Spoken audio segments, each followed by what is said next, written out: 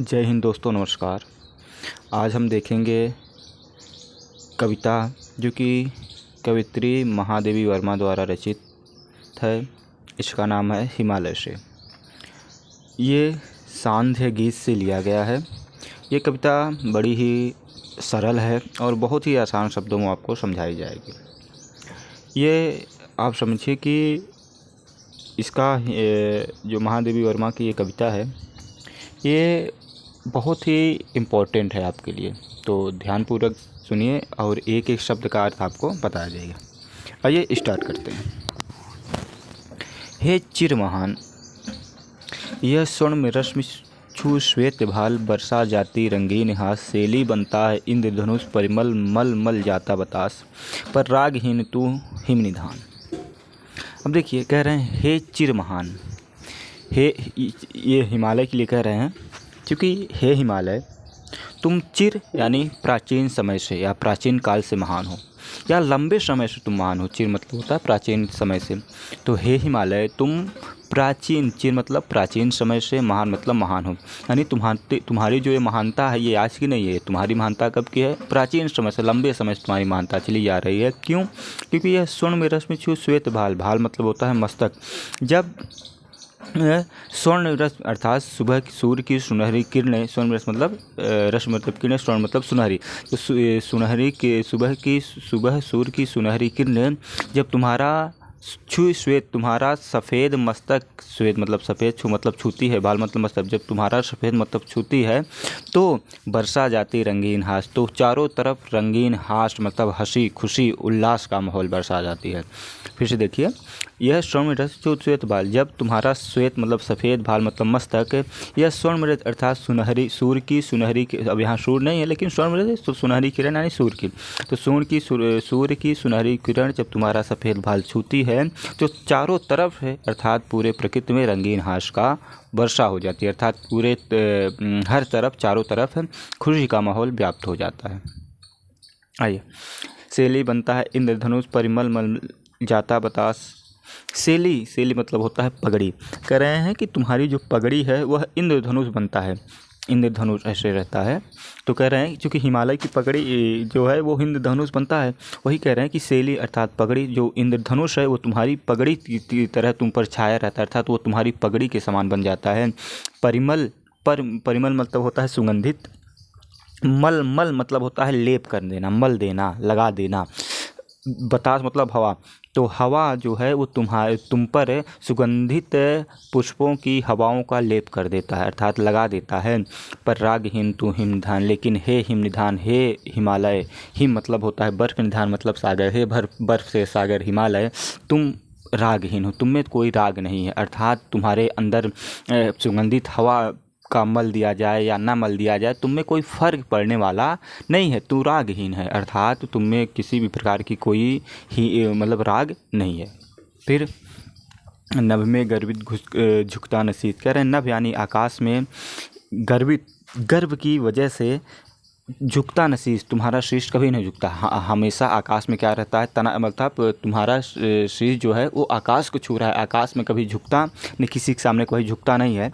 पर अंक लिए हैं दिन छाल, लेकिन अंक अर्थात गोद लिए हैं, अंक मतलब गोद लेना, पर अपने गोद में लिए हैं दीन मतलब दीन दुखियों को, गरीबों को, या तुच्छ, छार मतलब होता है मिट्टी धूल, तो छोटे छोटे, अब दीन मतलब है छोटे के लिए, तो छोटे छोटे मिट्टी के कण को तुम अपने गोद में लिए हो। चूँकि तुम्हारा जो सिर है वो कभी झुकता नहीं, लेकिन फिर भी तुम इतने महान हो कि तुम अपने अंदर छोटे छोटे अर्थात मिट्टी के टुकड़े को अपने अंदर अर्थात अपने गोद में लिए हो। फिर मन गल जाता नत विश्व देख, तन सह लेता है कुलिस बार, कहना मन, जो मेरा मन है, कवित्री कह रहे हैं कि जो मेरा मन है वो गल जाता है अर्थात पिघल जाता है, मेरा मन पिघल जाता है। नत अर्थात झुका हुआ, विश्व देख, तुम्हारे सामने विश्व को झुका हुआ देखकर मेरा मन गल जाता है, पिघल जाता है। तन सह लेता है कुलिस भार, और तुम्हारा जो तन शरीर है वह कुलिस भार अर्थात वज्र, कुलिस मतलब होता है वज्र जैसा कठोर, तो वज्र से भी ज़्यादा कठोर भार तुम्हारा शरीर क्या कर लेता है, सह लेता है अर्थात बर्दाश्त कर लेता है। कितने मृदु कितने कठिन प्राण, कह रहे हैं कितने मृदु अर्थात कितने कोमल है, तुम कितने कोमल हो, तुम्हारे प्राण कितने कोमल हैं और कितने कठिन हैं, तुम्हारे प्राण कोमल भी हैं और कठिन है। इसलिए हे चिर महान, हे चिर महान, इसलिए हिमालय तुम क्या हो, लंबे समय से प्राचीन समय से महान चले आ रहे हो। आइए अगला देखते हैं। उम्मीद करता हूँ कि समझ में आ रहा होगा। आप लोग इसको शेयर कर दीजिए, आगे भी बढ़ाइए। टूटी है तेरी कब समाधि, झंझा लौटे सतहार भार, कह रहे हैं कि तुम्हारी जो समाधि है वो कब टूटी है।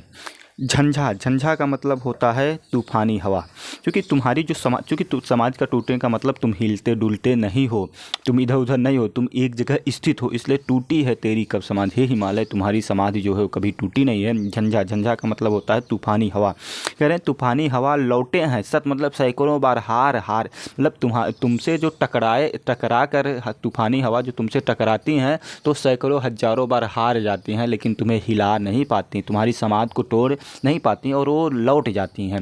झंझा एक बार फिर दे दे, झंझा लौटी सत हार हार। झंझा मतलब होता है तूफानी हवा, लौटी यानी लौट गई, सत मतलब सैकड़ों बार, हार हार के। तुमसे अगर तूफानी हवा टकराने के लिए बेकरार है, टकराने के लिए आती हैं, तुम्हारी समाज तोड़ने के लिए आती हैं, तो तुम्हारी समाज नहीं टूटती, बल्कि वो तूफानी हवा ही सैकड़ों बार हार हार कर लौट जाती हैं। पह चला दिगों से किंतु नीर, सुनकर जलते कण की पुकार, लेकिन तुम्हारे दिग मतलब नेत्रों से, नीर मतलब आंसू या पानी, लेकिन तुम्हारे नेत्रों से पानी बह चलता है। क्यों पानी बह चलता है? सुनकर जलते कण की पुकार, जलते कण की पुकार का मतलब होगा धूप से तप्त धूल के कणों की व्यथा, यानी धूप जलते कण यानी धूप से, यहाँ एक ही जलते कण की पुकार, ये इसका पूरे का मतलब हो जाएगा कि धूप से तप्त धूल की कणों की व्यथा, अर्थात जब हिमालय में धूप होती है तो हिमालय मतलब जो बर्फ़ होते हैं, बर्फ़ पिघलने लगते हैं। फिर से आप समझिए तो ताकि अच्छे समझ में आ जाए। बह चला द्विगुण से किंतु नहीं, लेकिन कह रहे हैं कि जो हवाएं हैं, तुम हवाओं से तो हजारों बार लड़ जाते हो लेकिन समाधि नहीं तोड़ पाते, लेकिन बह चला तुम्हारे नीचे वाली लाइन, सुनकर जलते कण की पुकार, जलते कण यानी धूप से तप्त धूल के कणों की व्यथा अर्थात दुख को सुनकर तुम्हारे नेत्रों से जो है वो जल अर्थात जल क्या हो जाता है, बहने लगता है। क्यों? अब यहाँ पे भाव समझिए। भाव ये है कि हिमालय पे जब धूप पड़ती है तो हिमालय क्या होता है, पिघलने लगता है। तो वही कह रहे हैं कि भाव वो क्या कहते हैं, तुम्हारे नेत्रों से आंसू बहने लगता है। आइए, सुख से विरक्त दुख में समान, कह रहे हैं सुख से विरक्त हो, सुख से अलग हो, सुख से तुम्हारा कोई लेना देना नहीं है। सुख से विरक्त, सुख से अलग, विरक्त मतलब अलग है, सुख से तुम्हारा कोई लेना देना नहीं है। दुख में समान, लेकिन दुख में तुम सबके समान हो, दुख में तुम सबके साथ हो। इसलिए हे चिर महान, हे चिर महान तुम, हे हिमालय तुम लंबे समय से, प्राचीन समय से इसीलिए महान हो। आइए लास्ट पैराग्राफ, मेरे जीवन का आज मूक तेरी छाया से हो मिलाप, कह रहे हैं महादेवी वर्मा की मेरे जीवन का आँख मूक, मूक मतलब होता है शांत, मेरे जीवन की जो शांति है वो तुमसे मिल जाए।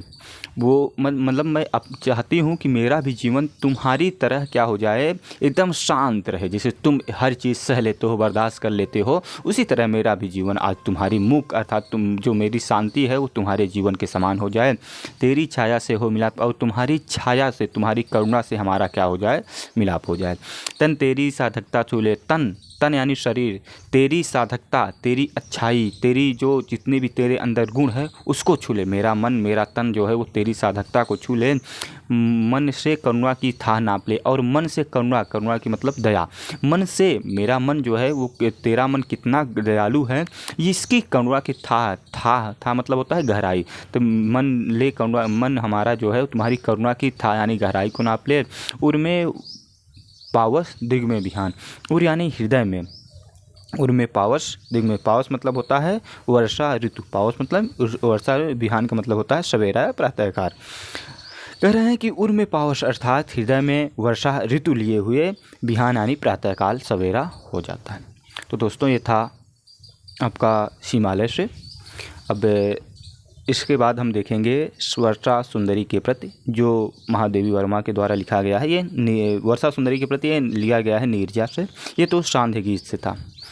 तो लास्ट तक वीडियो देखने के लिए आप सबका बहुत बहुत धन्यवाद। आप लोग वीडियो को शेयर करते रहिए, क्योंकि हमें सिर्फ आप लोगों का ही सहारा है, और जितना ज़्यादा हो सके उतना आप लोग शेयर कर दीजिए।